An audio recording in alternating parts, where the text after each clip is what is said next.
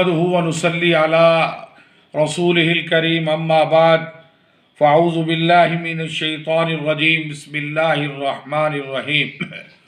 آج کا مجرب، نایاب اور بہترین وظیفہ جس کو ہمارے مشائخ نے اس پہ تجربات بھی کیے، گم شدہ انسان یا چیز کے لیے، انسان گم جائے یا کوئی چیز گم جائے تو یہ وظیفہ آپ نے پڑھنا ہے۔ انشاءاللہ جو انسان گم ہو گیا ہے وہ بھی انشاءاللہ مل جائے گا اور چیز بھی مل جائے گی۔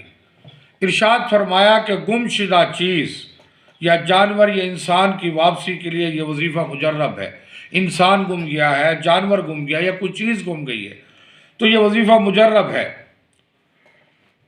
فرمایا کہ 2 رکعت نماز حاجت پڑھ کر، 2 رکعت نماز کی نیت کرے حاجت کی، 2 رکعت نماز حاجت پڑھ کر پھر سورۃ اخلاص 5 مرتبہ، اس کے ساتھ سورۃ فاتحہ اول و آخر درود شریف پڑھیں، پھر یا حی یا قیوم 500 مرتبہ پڑھیں اور دعا کریں۔ انشاءاللہ تعالی انسان گم گیا ہے، جانور گم گیا ہے یا کوئی چیز گم گئی ہے، انشاءاللہ تعالی فوری مل جائے گی۔ یہ بڑا مجرب وظیفہ ہے۔ آج کوئی چیز گم جائے، ایسے بچے کبھی کبھی ادھر ادھر چلے جاتے ہیں، ڈھونڈنے میں جناب والا بڑی تکلیف پریشانی ہوتی ہے، تو یہ وظیفہ پڑھے۔ انشاءاللہ انسان گم جائے، بچہ گم جائے، جانور گم جائے، کوئی چیز گم جائے، انشاءاللہ تعالی یہ ہمارے اکابر کا بڑا مجرب وظیفہ ہے، ہمارے مشائخ کا۔ اس کو آپ نے پڑھنا ہے۔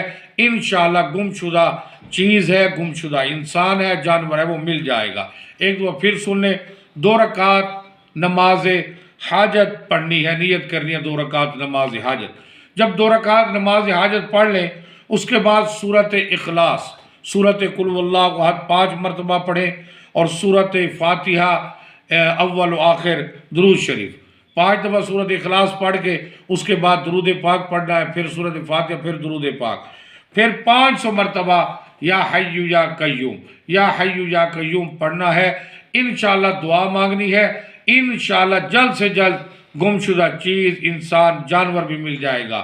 اور ہمارے بزرگ یہ بھی فرماتے اگر کوئی شے گم جائے تو انا للہ و انا الیہ راجعون کثرت سے پڑھیں، انشاءاللہ گم شدہ چیز، انسان، جانور مل جائے گا۔ یہ آج کا مجرب وظیفہ ہے، نایاب وظیفہ ہے۔ گم شدہ چیز، گم شدہ انسان، جانور، کوئی شے گم ہو جائے یہ آپ نے پڑھنا ہے، انشاءاللہ وہ شے فوراً مل جائے گی۔ وما علینا الا البلاغ۔